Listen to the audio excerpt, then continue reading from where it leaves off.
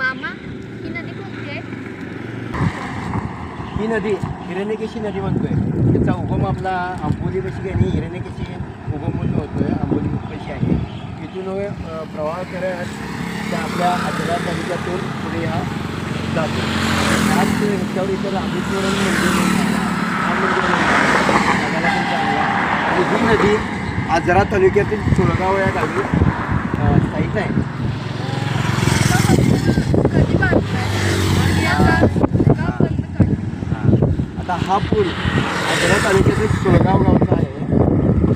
हा पूल इंग्रजांनी बांधला होता इंग्रजांच्या काळात. तरी साधारणतः एक माझ्या माहितीनुसार 150 ते 170 वर्षापूर्वीचा आहे. परंतु जेव्हा भारत स्वातंत्र्य झाला तेव्हा ह्या पुलाची वयोमर्यादा इंग्रजांनी सांगितली होती की 100 वर्षे झाल्यानंतर हा पूल तुम्ही वाहतुकीसाठी बंद करावा.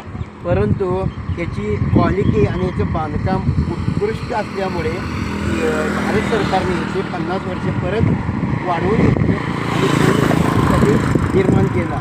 परंतु आजच्या काळात या पुलाची थोडंसं नाजूकपणा सरकारला दिसून आला म्हणून हा पूल आता सगळी बंद करून हा नवीन पूल सरकारने